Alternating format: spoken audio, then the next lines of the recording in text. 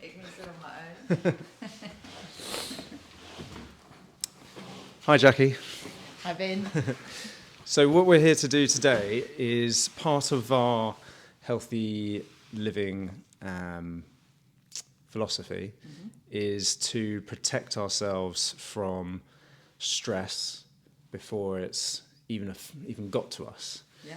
And one of the things I want to talk to you today about is how we can protect ourselves from household chemicals, toxicity in products, that kind of thing. Yeah.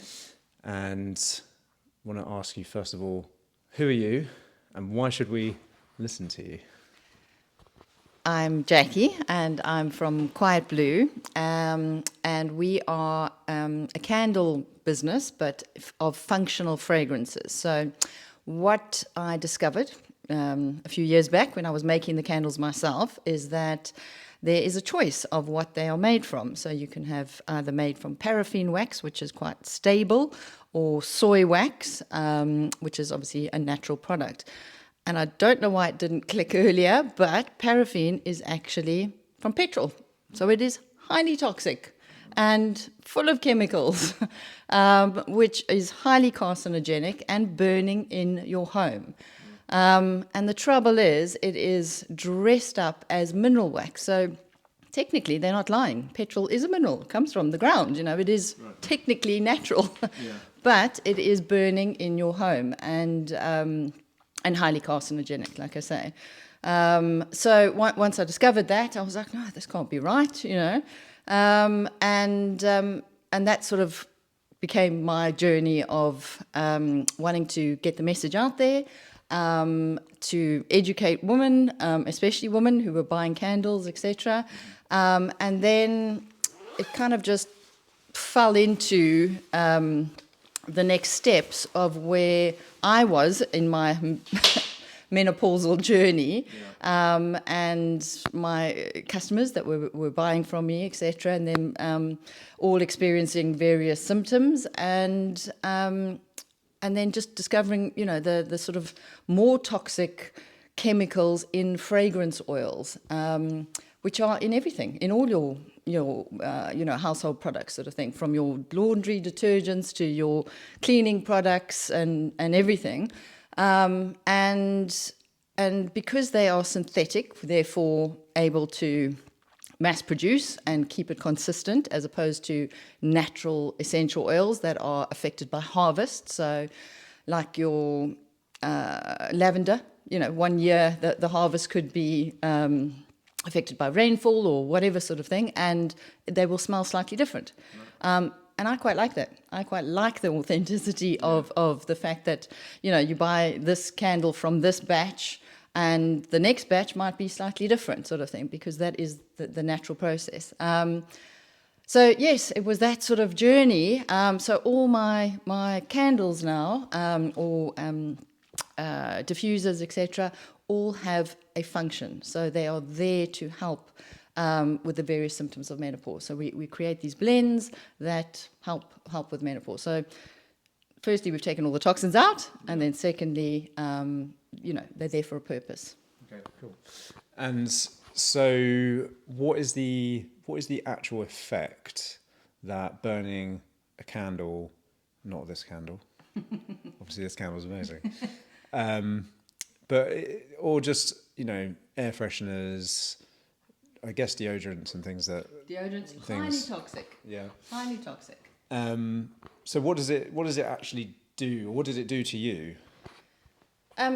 Well, it's adding to your toxic load, basically. So everything, like you say, from deodorants to all your cleaning products, etc., it is slowly but surely constantly adding to the stressing of your body. So not only do you have other, you know, life stress, work stress, etc., but it actually affects your endocrine system. So on a cellular level, your endocrine system is your hormones, and that's what these synthetic fragrances are doing. They're actually disrupting your endocrine system, which affects your hormones, which then elevates your stress levels or affects your anxiety, So there's all these people, lighting candles, trying to calm, and actually it's got the complete opposite effect. And I just don't think people know. Most people don't know, and then it's a choice, sort of thing. So yes, I mean, I've changed deodorants now to the natural one. So there's so much coming out there now to change back to, bringing it back to non-toxic ingredients, and just bringing that awareness, basically. Then it's a choice, and it's up to you, basically. But if it's literally available and it's pretty much the same price, or maybe slightly more because it costs more to make, or it's made in small batches, like ours are made in small batches. We're not a big business, so you're paying a higher premium for buying stuff in smaller quantities. Then but it's a choice then whether you want to go and get a mass-produced one that costs less, but is actually making you more ill or causing cancer. I mean, sometimes people get cancers and then they go to the doctor and they're like, oh, you need to get rid of your toxins, but now it's a bit late. So it's about the education side. And so one of the things that I've done with clients in the past is we've done a gut cleanse, and part of the cleanse is to reduce toxic load in the body. And what we learned was that the body is producing fat, or holding on to fat, not producing fat, but you hold on to body fat to buffer against the toxins. Have you got any experience with that or knowledge around that? Well, I'm holding on to fat. I'm currently holding on to fat, so probably... But that's quite interesting. A, I didn't know that. Okay. But B, I only got diagnosed with celiac disease in my 40s. So for years, I have been, dealing with feeling nauseous and sluggish and brain fog and just not optimal health. In fact, I was incredibly anemic in my 20s when I just had my first son, and they were giving me iron injections every week, in the vat, which was like, painful, but I don't think they thought to test for celiac disease back then, So I just then eventually just like gave up, and then you just manage it and then you just carry on, sort of thing. And then it was only, like I say, here in this country, I got tested and I was like, oh, am I menopausal? What's going on? I feel sick all the time. And that is that's your gut, basically, because your gut has been stripped of the villi, the stomach lining, basically, and it can't absorb nutrients anymore. So then you become anemic or whatever, sort of thing. So I don't think I was born with celiac disease. I think, somewhere along the line I had an operation when I was young, so it could have been that. But either way, my gut health was disturbed, and that made me sicker and sicker. And then obviously getting tested helped, because then I knew, okay, great, that's one thing I can cut out of my diet. But and then still external factors that affect your body, and stress, and you do still hold on to everything. So whilst I'm completely gluten free, there's other shit that goes in. If they take the gluten out, they put the sugar in. Right. So I've actually gained weight since being diagnosed, because then things became more readily available, so I could then eat pastas and breads and stuff that were gluten-free, which I would have avoided before because it just made me so ill, or made me, throw up or whatever, sort of thing. But now I can eat them, but that doesn't mean they're healthy.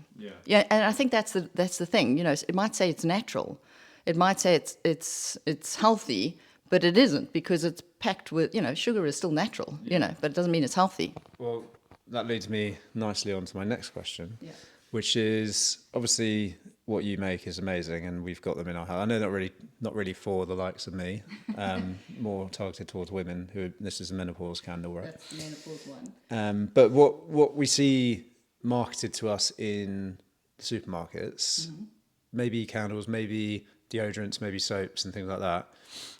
Do we need to watch out for anything? Like when we because I pick a natural deodorant, I don't really know what I'm looking for, to be honest. I just see it's natural, costs twice the price, and I'm like, cool, it must be better for me. So now I know from a nutritional point of view what you've just said about food, like I know that to be true. So like something that's organic is not always healthy, for example. Something that's vegan is not always Something healthy. that's vegan is not always healthy. So is it the same in the deodorants and the soaps and things like that? Is there something we can watch out for? Yeah, I think anything that it specifically says doesn't contain parabens. Parabens are phthalates, are also hormone disruptors, basically. So those two are the hormone disruptors. Obviously, mineral wax, if it's a candle, if they call it mineral wax, that's just another term for paraffin. Okay. So it's a bit of greenwashing, basically. Soaps, we have a soap range ourselves, but but there is actually you can just look on the ingredients. If it's got natural shea butters, clays, essential oils, and the ingredients are like 5, a list of 5, perfect. If it's got all sorts of other stuff in it, that things you can't pronounce, then I would, stay clear, sort of thing. I mean, the only other thing that I have discovered is the Yucca app, or Yucca app, Yuka.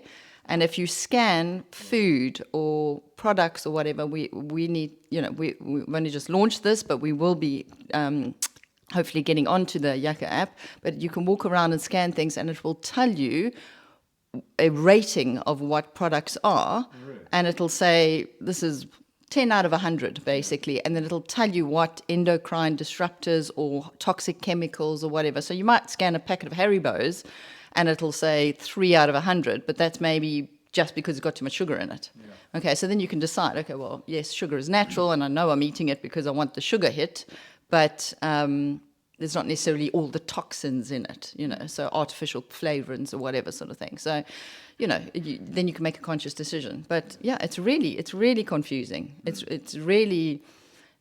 think it's made to be confusing. Yeah, yeah. Well, so similar to like processed food in a way, isn't it? It's, if there's a list of ingredients you can't pronounce on the back, probably correct. Not ideal for your body. Yeah. Yeah. Can you? So I also used your soaps, which you kindly gave me one, which was lovely. Again, not really for guys, but I liked it. The soaps are for everybody. The soaps are for everybody. Oh, they are, okay. The soaps are for babies. My cousin's little boy had terrible eczema, and he just loved that soap, and she's like, thanks for that. I now have to buy your soap because he doesn't want to use anything else. Yeah, so I know a lot of people who are suffering. A lot of my clients have skin issues like eczema, so that's what I was going to ask you, like, what have you seen help with that kind of stuff with these products? Clears it all up because it's completely natural. Right. Yeah, so it's just it's not getting irritated. It's not getting irritated, but it's just because there's very few ingredients. They're all natural, shea butters, olive oils, and just a few essential oils, really. Because people spend quite a lot of money on creams and exactly. But this also puts the moisture back in your skin as opposed to stripping it. So unfortunately, some of the big brands, specifically, that they classed as a beauty bar, because they're not actually allowed to call themselves a soap because they're so toxic. Really? But yes, the big brand that's classed as a beauty bar is actually highly toxic. Yeah. So another thing to watch out for: don't buy beauty bars. Don't buy beauty bars. Well, not the well-known brand one. Yes. Right. Okay. Yeah. Well, I don't know what you're alluding to, but I'm sure other people do. Great. All right. Well, thanks a lot for that. That was really good.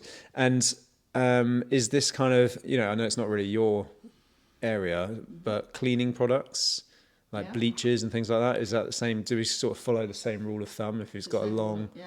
But it's back to vinegar and water, to clean your home. I mean, there are some lovely cleaning brands out there now. I think there's, a much bigger choice to strip it all back. Even on the supermarket shelves, there's natural products out there, sort of thing. So, it's just bringing. But the cleaning products are not only for your household, but it's also going into drains and things, and it's just affecting the environment as well. So. All right, brilliant. Well, thanks, Jackie. That was really useful, and thank you, Ben. Thanks for spending the time. Yeah, thanks for inviting me on. All right, cheers. Sorry, Jasper, we're done.